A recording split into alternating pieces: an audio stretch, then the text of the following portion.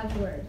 And that word becomes a reoccurring theme in the New York Best Times selling book that is my life.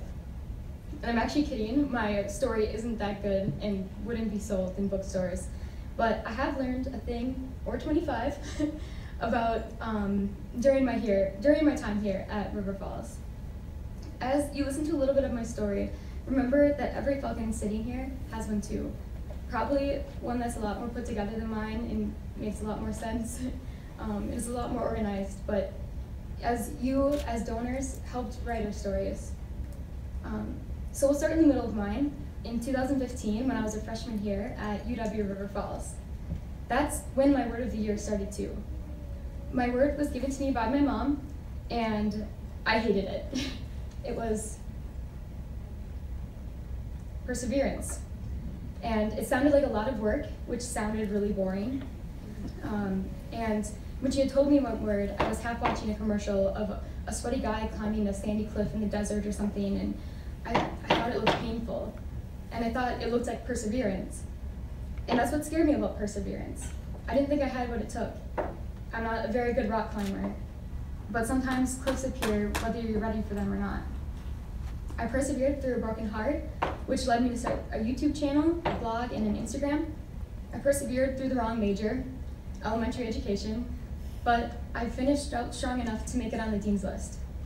I persevered through my waitressing job, exposing my awkward self for the assurance of money to help pay for my education.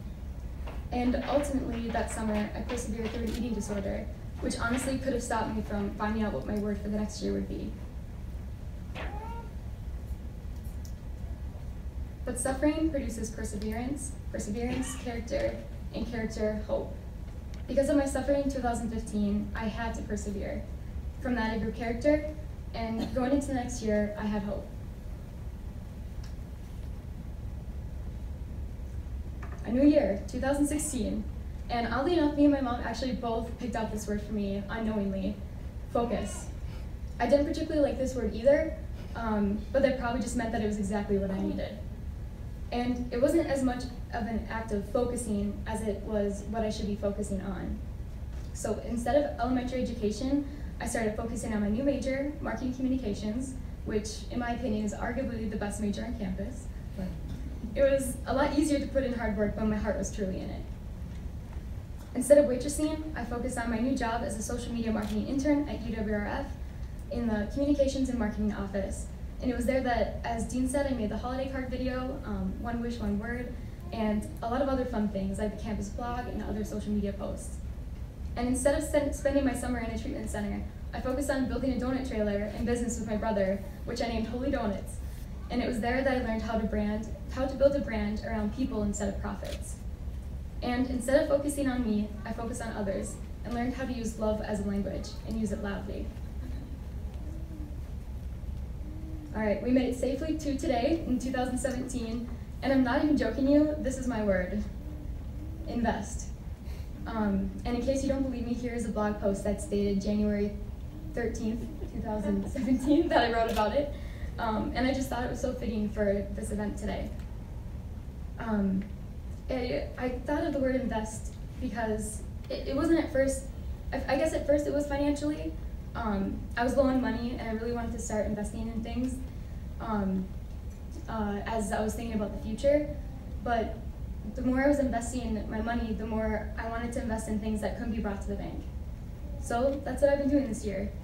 Because I invested my time wisely, it brought me to growing Holy Donuts with my brother. To not only growing Holy Donuts with my brother, but partnering with Love Your Melon on campus and spreading smiles and donuts to students and bonding with a boy who I'm not good enough to call my brother. Instead, because I invested in my passion, it allowed me to not only starting my own little photography and videography business and meeting the most marvelous people this summer, but I also met my greatest fears face on.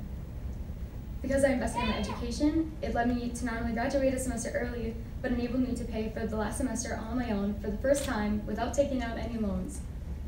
So when I saw the scholarship in my inbox a few months ago, I thought it was a scam email. I didn't think it was real. So I walked to the financial aid office to confirm my scam theory, only to walk back with a lighter step. Now, I don't often believe in myself all the time, but I do believe in every Falcon student sitting here. And I know that every donor in this room does too, because just like me, you've been investing this year too. And I believe it is the best investment you can make. Because you invested in us, we not only received emails that we didn't think were real, but we were gifted with a momentum we didn't know existed either. And if that momentum led me to take a few pictures and top a few donuts, I can't even begin to imagine where it has taken or will take the rest of you guys. Now, living out your story isn't an easy thing to do. It will take perseverance and it will take focus to make something of value, but it all starts with your investment. On behalf of all of us here, thank you for deciding that we were worth investing in.